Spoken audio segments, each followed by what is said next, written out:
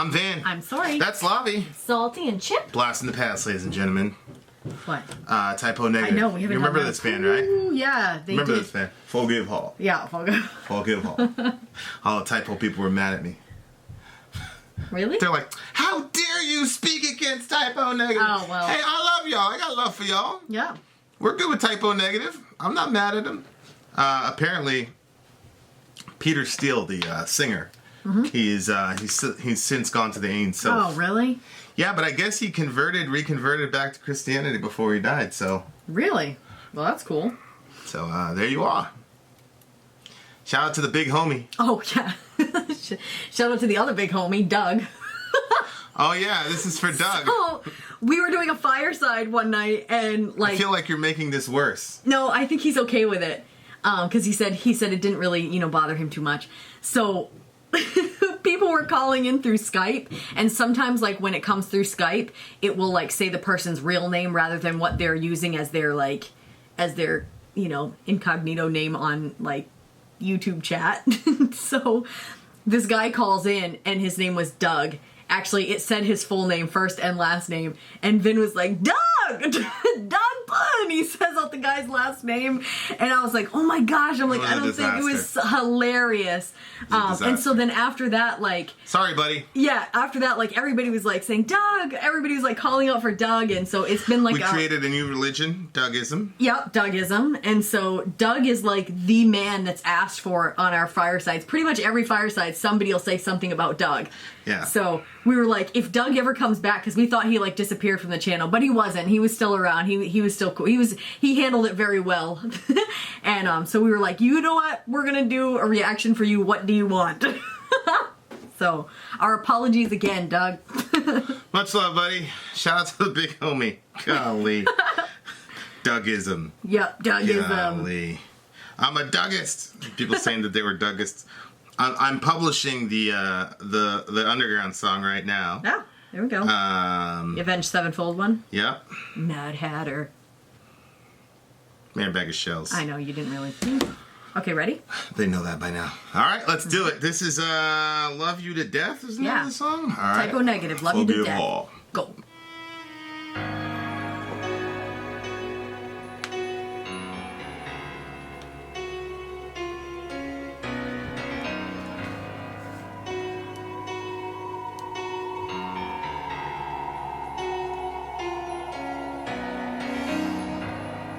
In her place, 100 candles burning. A salty sweat drips from her breast.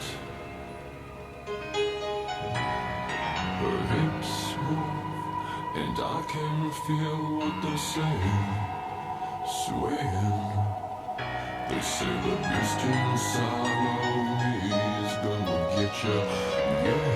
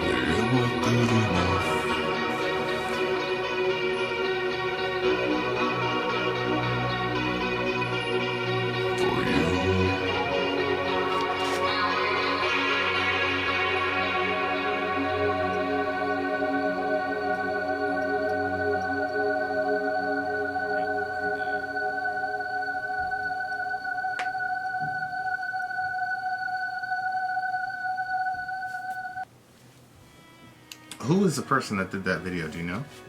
What's the name of their channel? Am I good enough? What? The name of the channel that did the typo. I don't know, babe. Put the back arrow Is it in there. the back? Is this a guy? Why? Creepy Kitten. I think it's a girl. Yep, I would guess. Okay, shout out to Creepy Kitten for the Yep. video. Shout out. Okay. So what'd you think? I thought that this song was a lot better than the other song. I like this one. I thought it was super intelligent, very ironic. I like the way that he used words. I'm so surprised I thought you weren't gonna like it. I liked it. I like the way that he used the atmosphere. Mm-hmm. It sounded kind of like 80s a little bit with the, it sounded all shiny and sparkly like an 80s song, but this is definitely a song, like it's a slow burner kind of gothic love song. Yeah. I can imagine a couple goth kids, Yeah. listening to this shit, awkwardly Dude, I don't even think you have to be talking gothic. to each other. And Awkward. that, hey, What's gonna happen next? maybe we should, I don't know. I don't know what happens in those circumstances. I mean, it starts out kind of hot right from the beginning. well, I mean, they're not listening to Marvin Gaye. I don't know what that is. Sexual. Oh. Yeah. I think that's Marvin Gaye. I'm not sure. I really, really like this song. What do you think is Really? happening in this song? Oh, I just thought that it was just, two people that really, they want each other. And there's like that sort of animalistic desire inside. And like at the beginning, like in her place, 100 candles burning. That, I was a little bit confused. I don't know what that's talking about. I think he kills her in this song. No. Look at the title of the song, Your Grace. And then there's candles in her place.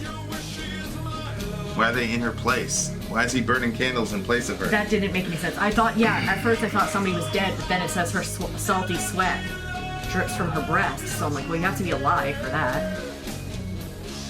Her hips move, and I can feel what they're saying.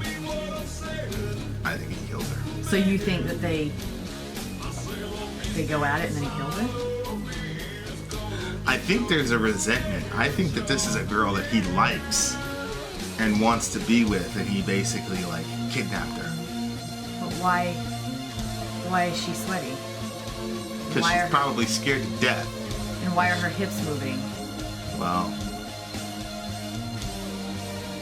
yeah, that's just my opinion. No, I think there's a lot of there's- resentment toward this girl in this song. There might be some resentment, yeah, but I don't think that she's been kidnapped and all that, like, because he's like, I'm your servant, man, light your cigarette. Those lips move, yeah, I can feel what they're saying, praying. So. Maybe she's praying to get the hell out of there, I don't know. They say the beast inside of me is gonna get you. So she's saying the beast inside of him is gonna get her? He is saying that her hips are saying that the beast inside of him is gonna get her. Right? Her hips move, So we and think they're that's that saying, typical, and she her wanted lips, it. her lips. I just think he's obsessed with her. Yeah. And that's why I'm theorizing that he probably kidnapped her, and then, because it says, "Let me love you to death," and then it's, "Am I good enough for you?" Like, this was a girl that was unattainable to him, and so that's how the song ends. Am I good enough for you? Like, that's not what mutually loving people say to each other. But it is what happens if you're obsessed with a girl and she says, nah. That's why, like, to me, that's the psychology behind sometimes when people talk about you. Is because you're unattainable as far as, like, your beauty goes, and then, so you engender a lot of the negative feelings that these guys had because girls like you in school weren't giving him any attention. I always feel like that you just pump it up too big, like you're in love with me, love is blind. Okay, alright. You're a plain Jane, Sori. Sori the plain And Jane. Webb said it was a 4, so. Yeah, right. Ben Webb said you were a 4. Right. No, but seriously, like, maybe you're right about this song. I just thought it was like two people, and like he's like totally crazy about her, And then, but there was like 100 candles. I wasn't sure about the 100 candles. I wasn't sure if they were set up because candles and sex are really good together. So I thought maybe that's what was going on. What? Why are you looking at the camera? FYI, there's a box of candles in the living room. Anyway, so I thought like Unbelievable. stuff was like hot, for them. Nothing's sacred now ever since this channel started. Everybody has to know our business. Go ahead. They don't know when you're gonna light them.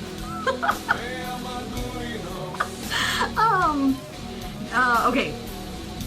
So I thought that they were, just hanging out. Her black lipstick stains on the glass of red wine. That just sounded fun and sexy. That's because he spiked her drink. Okay, well, I wasn't reading that. And then he was just like, I don't know, maybe role playing. I don't know. He's like a servant. Well, yeah, but that's the thing. Like when you really admire somebody, you're obsessed with them. You're automatically in this like lower position. But then at the same time, like he's got this uncontrollable urge to do these things with her. Yeah. Whatever. And again, it's subtle because it can't just be a straightforward love song. Let's say there's reciprocity; they both love each other. Yeah. Where? Well, I thought that when it said those lips move, yeah, I can feel what they're saying. Hold on. Praying. They say the beast inside of me is gonna get you.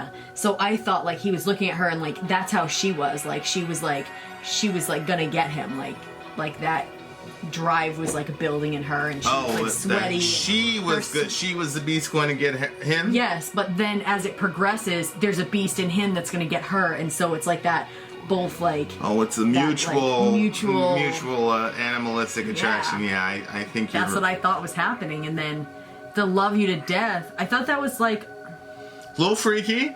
Well, no, scary. I didn't think it was freaky because I didn't think it was literal death. I just thought it was like... love you to the point of like, you can go for it so much and so long that you can feel like you're dying. You're like, you know what I mean? Like, so I thought maybe that they just really like had a great time and then it was just that. It might be. Maybe the fact that But then the insecurities kind of came in after like, am I good enough for you? Because like he just put his all out there in just having those moments with her or the hours, I don't know. And then after he starts, that insecurity starts coming in like, oh my gosh, I hope I was good enough for her. Like, am I good enough? Like, was it good enough? Like, very possible. Because he wants her to be, because he's obsessed with her. But I didn't. You're right. And it possibly could that when he says, am I good enough for you? Sure. What was the very, very end? Am I good enough? He just keeps saying, am I good enough? Yeah. Which sonically I loved it the way that it was. It's such a welcome departure from the basura, the trash that Slipknot was just now. So I'm very happy about sonically what I heard here. And some of this has to do with my bias to the fact that this is typo negative and they're goth. And I'm just assuming it has to be really, really dark, so maybe there's some dark subtext under it. It could just be a straightforward love song, like, yeah, hey, I love you, and we both have this animalistic desire, and I want to know if I was good enough for you, at the end of it. Yeah. I might just be reading something completely crazy and different into it. I had this friend, so it was me, Mo, and then this other guy, I'm not going to name. I don't think he watches the channel, but he was always like the relationship guy. I want to be in a relationship. I was like, fuck that. We're kids. It's high school. Oh my gosh. There's a whole smorgasbord. Martinas. There's this. There's that. Like, what are you doing, man? And so he was always like putting his heart on the sleeve. Me and Mo were not like that at all. Mm-hmm. And so obviously in high school, Mo and I had more, whatever you want to call it. And then this one guy was just, and then he kept talking about how he would go after these beautiful girls, and and he I don't know what it is with girls in high school. They just don't want the guy that does that. They just don't. So he put himself out there, and eventually it got to the point where like you'd see the progression, you'd be like, oh, so-and-so, Susan, she's so beautiful, she's so this, she's so that, she writes poetry, yada, yada, yada. I'm like, all right, man, whatever. Then, me and Mo would be off of, whatever. And then it would turn into, oh, I could never get her, she's so beautiful, da, da, da, da. And then it turned into, yeah, she's not giving me the time of day. And then it turned into a bunch of resentment. Like, fuck her, blah, blah, blah. Oh, wow. And so it started off all whatever, but then the fact that she wouldn't give him the time of day, he'd get really resentful. Then he'd get mad at us because he's like, you guys are blah, blah. Which he was right. I mean, we didn't deserve all the attention we were getting. And Jose, so, but, it was just too early. He should have waited till now, once we all got out of college. Like probably year 4 out of college is when girls start, wanting to be in, a real relationship, like he was. That's sad, huh? He was just before his time, but then he'd get really angry, so he'd be, obsessed with these girls, and they were pretty girls. But he would, devolve into resentment toward them. So, a lot of times when I see comments about you, I always go, here we go, I don't know. So, I imagined him when this song was going on, because that's what he was like. Can I light your cigarette? Can I do this? Can I do that for you? But then he's got, this animalistic, rage inside, and then it's like, am I good enough for you? Because, that's a big thing. I had this friend, I never understood it. I actually had 2 friends that were like that. These guys would get, just tripping over themselves over them. And I was like, oh my word, because I thought that would be what would that be like? And so one of the girls is she just offhandedly mentioned to one of the guys the guy that liked her, she said, I love celery, I just can't stand all the strings in celery. So he sat down and cut up celery and pulled all the string out of it, so all of it was just what was left. Nope. She told me, when she told me, she was basically what a moron. I'm like, are you serious? What do you mean, what a moron? I think that's so sweet that he took all that time to do that for you. Are you serious? Nope. How old were you guys? Was that your friend? The friend that I know? Yeah. We were between, 16 and 18. There it is. Yeah, I didn't understand that. Yeah, if you would have threw the celery at her, she would have been intrigued. So wild. I had another friend that was like that too. Her boyfriend was so nice to her, ridiculously nice, and the nicer that he was to her, the meaner she was to him. She'd say, I don't even know why I just laughed right now, maybe because I'm I cannot believe that he allowed himself to be in this situation. Because she would say to me, hey, let's call up my boyfriend, and she's like, watch. She's like, I'll make him apologize to me. I said, for what? She goes, doesn't matter, I'll make him apologize. So she'd call him up, she'd put him on speakerphone, and then she'd get in this discussion with him. She would insult him, and then she would switch the whole thing around so he would be apologizing to her. I could not understand that. He was head over heels for her. The meaner she was to him, the more he wanted her. How'd that relationship end? Well, they didn't end up together. What ended up happening? She put him through the ringer and took him for all he was worth, and I think what do you mean took him for all he was worth? Whatever they he were would, 18. Whatever. No, yeah, he gave her a car. I mean, whatever she wanted, he made it so that way she got it. Well, that engenders that type of that's why I say I feel like there's a subtext. Oh, can I light your cigarette? Da da da da. Your wish is my law. Yada yada yada. Well, maybe if she says no, you're not good enough. Maybe that's when. And then it engenders that type of resentment where it's okay, I'll love you to death. Then I'm not justifying it. I think that we were talking about toxic masculinity in the chat. Yeah. So maybe I'm reading. Inevitably there's going to be somebody that's like, this has nothing to do with it. I said, maybe I'm reading into it. Dirk called me up one time. He's like, yo, these people, it's they don't hear what you say. No. He's like, I don't understand it. They will say the literal opposite of what you actually said. I'm like, I know. Happens all the time. It's a Twilight Zone. Yeah, so to me, this song could go one of two ways. It can be very straightforward, love song, yada, yada, yada, right? Mm-hmm. And then at the end, he's just checking if it was an enjoyable experience for her. Or it could be, it's a progression of somebody who's obsessed with somebody, but then the subtle, rage and sense of entitlement that a lot of dudes have. Yeah, it could be. I also thought there was the, how I get, it's not always, but I mean, depending on the type of person that you're with, sometimes like you can kind of be like insecure, but then like when you're like in this sexual moment with them, like your insecurities just fly out the window and it's no longer like that. So like I didn't know if it was kind of like trying to say that because he was like being the servant, you know, her beast is gonna get, and then all of a sudden like he says, I say the beast inside of me is gonna get you. Like all of a sudden like he started like, I don't know, like his masculine whatever was like increasing, and then he was like, okay, like, and but then after like the heat of that moment is gone, then all of a sudden he's like that same insecure person, like, was it good enough? Like, I mean, I like songs that are good that don't have just predictable verse chorus. Mm-hmm. Like this song went different places. I loved how it works sonically. Like I don't talk about instruments a lot, but the guitars seem to be synthesized, and I love synth guitars. I love that 80s sound. Yeah. I love that 80s sound, like that.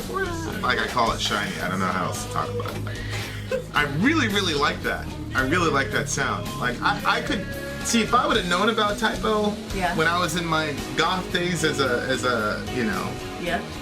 I was never really a goth though. I mean, I wore black nail polish and stuff. And dared people to fuck with me. I was in the Bronx, New York, but I was never goth.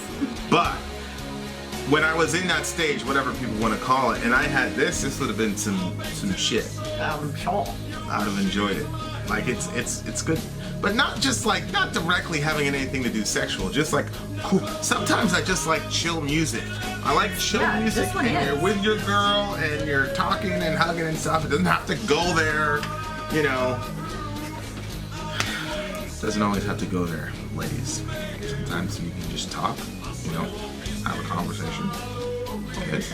Just go get kissed. Doesn't mean you have to go somewhere else. I just don't think there's a lot of men in the world that are like you. I feel like you just breathe weird and you think you want to do everything. Just like, just hot in the sun. That's it. It's a good song. So what do you get? A 9.6. I think that's the only 9.6 Wow. I've ever given out. I was going to give it a 9. It's a good song. It's a good agree. song. Yeah, I'm very thankful to Mr. Peter Steele for rescuing me from the Slipknot Dead Memories song. God almighty. I hope that's a dead memory. I hope I go to bed and forget that I ever did that song with you. Why did you have them with you in the end? Because I care about you a lot. And the fact that you had to be subjected to that terrible song I didn't think it was also terrible. bothers me. This is a good song, though. Why weren't you typo fans requesting this before? Yeah, how come it took Doug to do this? Hail Doug. Yep. Shout out to the big homie. Vin out. Sori out. Gone.